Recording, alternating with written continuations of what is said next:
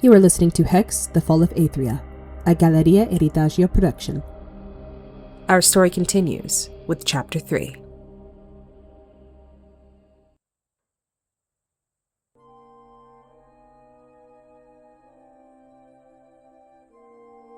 Layla's heart beats violently against her ribs as she watches the confrontation from behind Yanara's shoulder. Her eyes dart between her father and the Mija soldiers standing before them. She is vaguely familiar with Emberish imperial law. In the Emberlands, men are the legal head of household, and every woman is placed under the responsibility of her closest male relative. That weight extends even into crimes. If a woman breaks the law on Emberish soil, it is her father, brother, or husband who must answer for it. Zaíd remains calm, a steady anchor in the center of the Morian men, but the others keep their hands white-knuckled on their weapons. Behind them, the Morian women whisper in word clusters, while the men stand tall, a thin line of defiance against the imperial steel. The general examines the nomads with a cold, detached curiosity. "I fail to understand all the confusion," he says. "You are all trespassing on Emberish soil. Therefore, every male of age among you is subject to legal inquisition on behalf of his family. Surely it does not have to come to that," Zaíd says. "I'm afraid it does. Our migration can sometimes be a dangerous undertaking," Zaíd argues, his voice steady. "There have been nightcrawler sightings all over these woods. The women and livestock rely on us for protection." The general's expression remains flat. "Perhaps you should have thought of that before trespassing on imperial ground. Men!" The Mija move as one, stepping forward with weapons bared. The Morian men raise theirs in retaliation, a wall of spears and grit ready to defend their own. Layla clamps a hand over her mouth, a poor attempt to stifle the cry echoing from the depths of her lungs. "Wait," Zaíd shouts. One eyebrow arched, the general lifts a hand, stopping his troop in their tracks. Zaíd looks around at his people. Despite being largely outnumbered, the men stand tall. The women clutch their children tightly, tears of terror streaming down their faces. His eyes then settle on those of his two daughters. He breaks away quickly. One look at them will strike down the very nerve he needs for what he says next. "I am the leader of this pod. It is my sole responsibility to see our safe migration south before the cold season.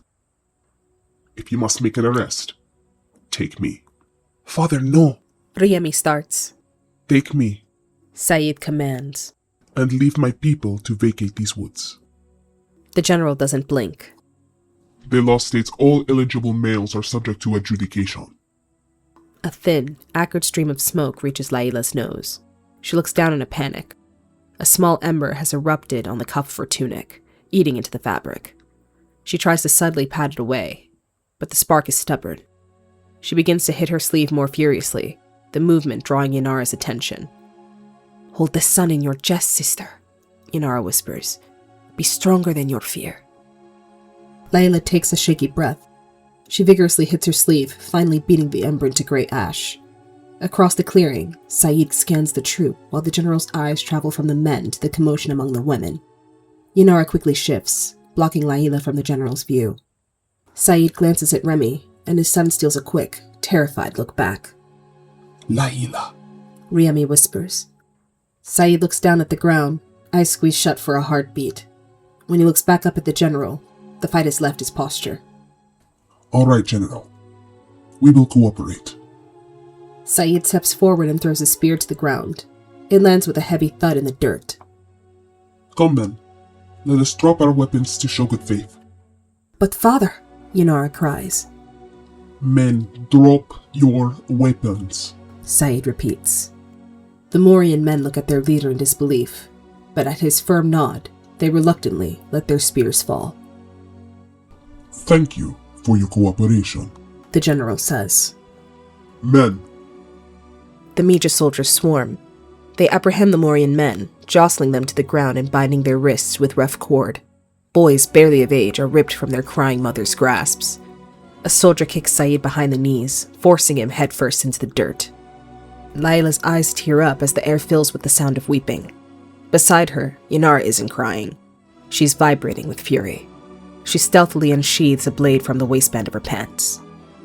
"Layla," Yanara whispers, her voice like flint. "I need you to go into the tent and get your bow and arrow. Go quickly and quietly. They will not take our men today." The general watches the chaos with a terrifying calm. Thank you all for doing the right thing. Others were not as understanding as you. We do not march to claim any lives unnecessarily. Still, it is my hope that no one mistakes our docility for hesitation. Inara looks around at the tear-stained faces of the other women. She grips her blade, beckoning them with a sharp tilt of her head to grab their own hidden weapons. No one moves. She nods again, more fervently, a silent plea for a revolt. Still, the women remain frozen. Tears of defeat sting Inara's eyes. With a snarl of frustration, she throws her blade to the ground and stomps off toward the shadows of the camp. Once your men have been transported to their prisons, you are more than welcome to appeal to the court on their behalf. The general continues, indifferent to their grief. Now come, men. Let us go. One by one, the Morian men are loaded onto wooden prison wagons. Layla watches as Zaíd and Riemi are thrown around like animals. Tears stream down her face. Her father looks back one last time, offering a weak, small smile as the wagon doors shut in front of him. He means to provide one last show of comfort, but does not succeed. Still, Layla will try to remember her father this way, steadfast in the face of imminent danger. She closes her eyes and memorizes the way his brows furrow when even slightly unnerved, the way his eyelids practically shut any time he smiles or laughs.